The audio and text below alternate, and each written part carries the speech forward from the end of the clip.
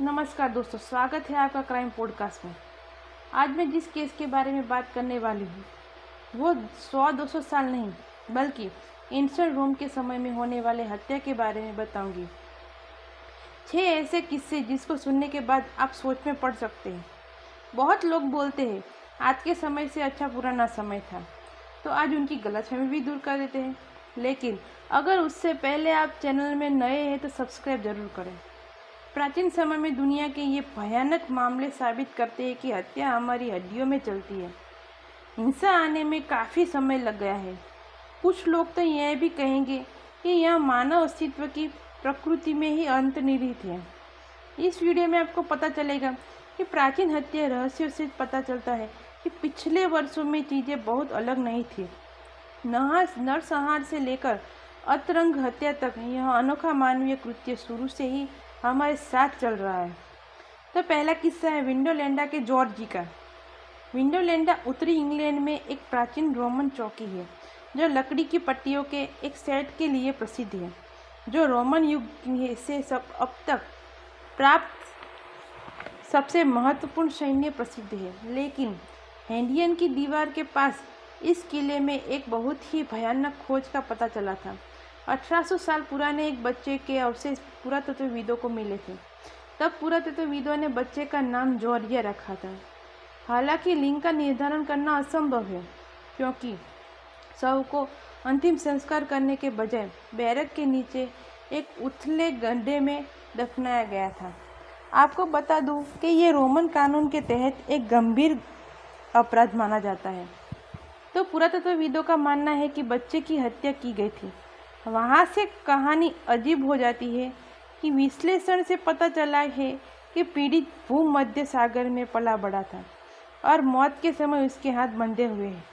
हो सकते थे कि प्रश्न ये होता है कि क्या जॉर्जी गुलाम था या एक सैनिक का बच्चा था, ये पता नहीं चल पाया है। दूसरा किस्सा है पेरू में मोचे नरसंहार का। मोचे संस्कृति महान इंका साम्राज्य से पहले लगभग 100 से 700 ईस्वी तक था, जो आज आधुनिक पेरू है, अस्तित्व में थी। यह बड़े पैमाने पर कृषि प्रधान समाज था जिसमें ढीले राजनीतिक बंधन तो थे ही, फिर भी इस देहाती क्षेत्र में कुछ बहुत बुरा हुआ था। तो 1997 में पुरातत्वविदों ने इसका खुलासा किया कि एक सामूहिक कब्र जिसमें लगभग 100 लोगों के अवशेष है। इन 100 लोगों के साथ जो हुआ वो आप सोच भी नहीं सकते। वो लोग की खाल उतार दी गई थी, वो भी जब वो जिंदा थे तब। उनका सिर काटा गया था, बाद में उनका खून निकाल दिया गया और पक्षियों के भोजन के रूप में फेंक दिया गया।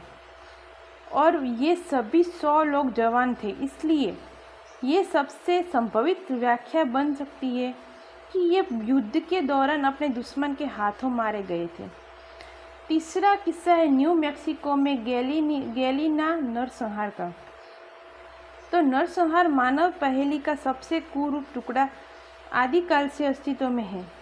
पृथ्वी से रहस्यमय तरीके से गायब होने से पहले गैलिना संस्कृति 1100 से 1275 ईस्वी तक, जो अब न्यू मैक्सिको है, वहाँ रहती थी।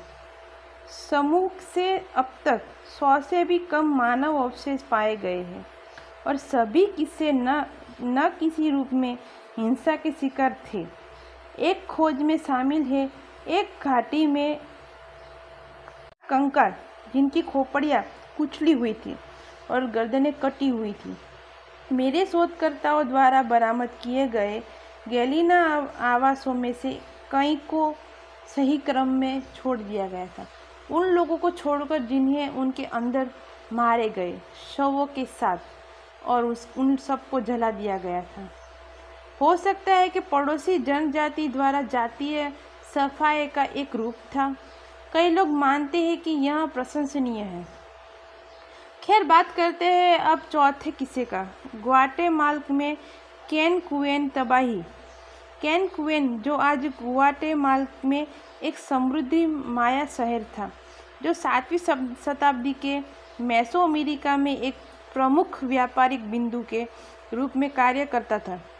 2005 में पुरातत्वविदों ने खोज की। एक पवित्र तालाब स्थल में 50 कंकाल मिले वे सभी के सिर पर लाशों और कुल्हाड़ी के वार में शिकार हो गए थे। इस प्राचीन मामले का सबसे डरावना घटक ये है कि हत्यारों ने अपने पीड़ितों को बेहतरीन कपड़े पहनाए थे और उनके शरीर को शंख के गहनों से सजाया। इस सामूहिक नरसंहार के कारण के बारे में शोधकर्ता अनिश्चित बने हुए हैं।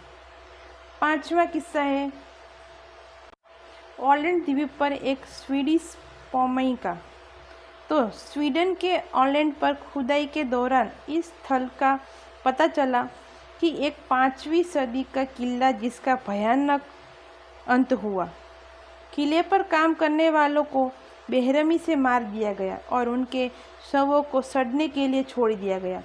अजीब बात यह हुई कि दाह संस्कार उस समय स्कैंडिनेविया का प्रमुख मृत्यु संस्कार था।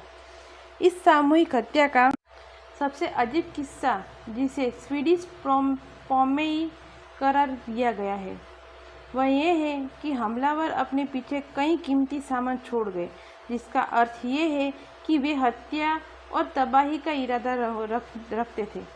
सबसे अधिक संभावना यह है कि यह घटना सत्ता विवाद का परिणाम था। अब बात करते हैं छठे की। तो शनिद्वार गुफा में पाषाण युग की चाकूबाजी। आपको जानकारी हैरान होगी कि निएंडरथल जैसी विलुप्त मानव प्रजातियां भी हत्या की दुनिया में रहती थी। जी हाँ, आधुनिक इराक के बाग्रोस पर्वत में एक अधेड़ उम्र का शव निएंडर की पसलियों में छेद वाला घाव पाया गया था। उनकी मृत्यु का समय था 50,000 से 75,000 वर्ष पूर्व के बीच हुआ, जो इसे मानव जीवाश्म रिकॉर्ड में हिंसा का सबसे पहला उदाहरण बनाता है।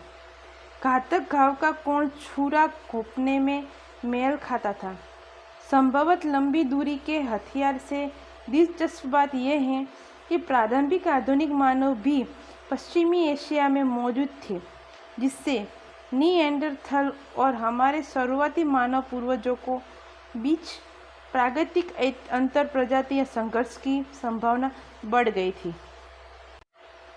तो ये थी आज की कहानी जो सबसे पुरानी थी। आपका क्या ख्याल है इस नरसंहार के बारे में? कमेंट में ज़रूर बताएं।